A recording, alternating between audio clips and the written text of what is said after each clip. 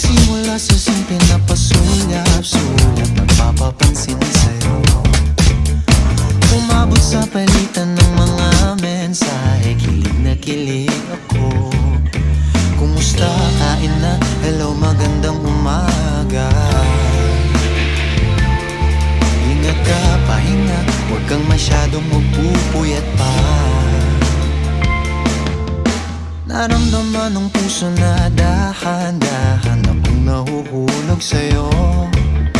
Sa kada araw natin na pag-uusap, meron ng